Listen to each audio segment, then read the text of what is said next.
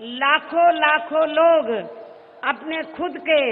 छोटे मोटे साधनों से चलकर मुझे सुनने के लिए यहाँ पहुँचे हैं। इसके लिए मैं आप सभी लोगों का हार्दिक दिल से शुक्रिया अदा करती हूँ।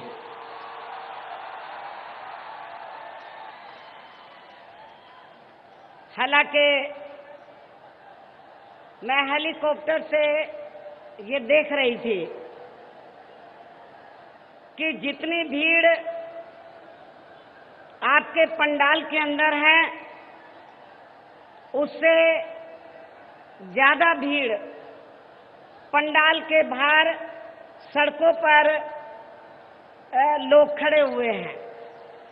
क्योंकि पंडाल में इतनी जगह नहीं है कि जो बाहर लोग इस पंडाल से कई गुना ज्यादा लोग बाहर सड़कों पर खड़े हैं आसपास की सड़कों पर, वो इधर आ सके। हालांकि समाजवादी पार्टी के जो मुखिया हैं श्री मुलायम सिंह यादव के लिए तो ये मैदान काफी बड़ा था, लेकिन बीएसपी के लिए ये मैदान काफी छोटा है।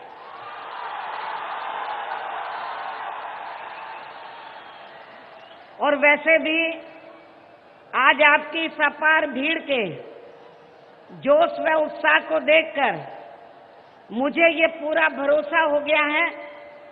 कि उत्तर प्रदेश में आगामी होने वाले विधानसभा आम चुनाव में अब बीजेपी व सपा की अंदरूनी मिली भगत भी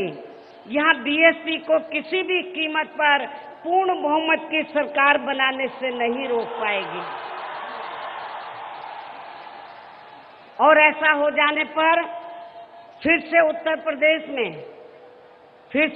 प्रदेश में यहाँ की जनता के लिए यहाँ न्याय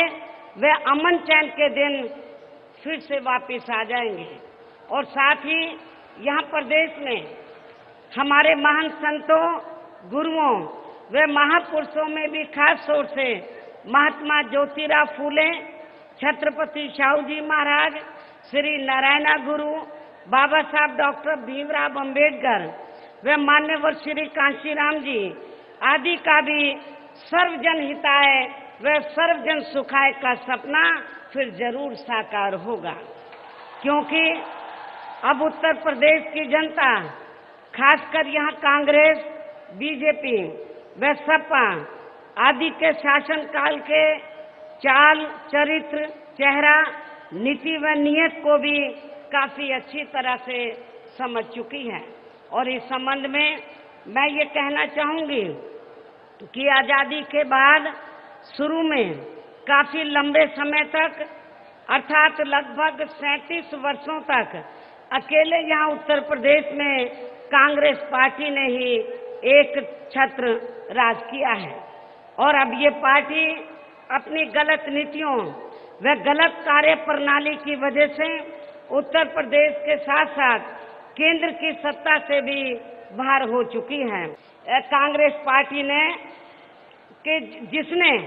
दिल्ली में अपने शासनकाल के दौरान दिल्ली को खराब व गंदा करने के लिए, यहाँ से रोटी रोजी के लिए दिल्ली में जाकर बसे उत्तर प्रदेश व बिहार के लोगों को ही पूर्ण रूप से जिम्मेवार, कसूरवार ठहरा दिया था। और साथ ही जिसने दलित विरोधी मानसिकता के चलते अपनी सरकार में वहाँ दलितों के उत्थान के लिए तय किए गए बजट के धन को भी दूसरे मद में ट्रांसफर करवा दिया था। मुझे पूरा भरोसा है कि ऐसी स्थिति में अब उत्तर प्रदेश की जनता कांग्रेस पार्टी को यहाँ जल्दी से स्वीकार करने वाली नहीं है। चाहे इसके लिए इस पार्टी के लोग यानी कि कांग्रेस पार्टी के लोग कितनी भी यहाँ नाटकबाजी क्यों ना करते रहें, चाहे कांग्रेस पार्टी के लोग यहाँ कितनी भी रथ यात्रा निकाल लें, चाहे कितनी भी पद यात्रा कर लें, तो भी उत्तर प्रदेश की जनता कांग्रेस पार्टी को जल्दी से स्वीकार करने वाली नहीं है। इसके साथ साथ मैं भारतीय जनता पार्टी के बारे में भी ये कहना चाहूंगी कि उत्तर प्रदेश में बीजेपी के लोग खासकर यहाँ विकास के नाम पर उत्तर प्रदेश में भारतीय जनता पार्टी ने भी लगभग 6 वर्षों तक यहाँ राज किया है और इस अवधि में इन्होंने विकास व जनहित के कार्यों की तरफ ध्यान देने की बजाय अधिकांश अपने आरएसएस के एजेंडे पर ही चलकर यहाँ सांप्रदायिक ताकतों को ही मजबूत किया है, जिसकी वजह से फिर इस पार्टी को सन 1992 में समय से पहले ही यहाँ अपनी सत्ता तक भी गंवानी पड़ी थी और अब केंद्र में भी इसी नक्शे कदम पर बीजेपी की सरकार चल रही है, जिसने लोकसभा आम चुनाव के दौरान उत्तर प्रदेश सहित पूरे देश के हर वर्ग व हर जाति एवं हर धर्म के लोगों के साथ साथ यहाँ गरीबों, मजदूरों, किसानों, कर्मचारियों, व्यापारियों एवं अन्य विभिन्न क्षेत्रों में लगे लोगों के हित व कल्याण के लिए जो अच्छे दिन लाने के वायदे किए थे, वे सपने दिखाए थे, तो अब वे अधिकांश यहाँ बुरे दिनों में ही तब्दील हो गए हैं और आ जाती है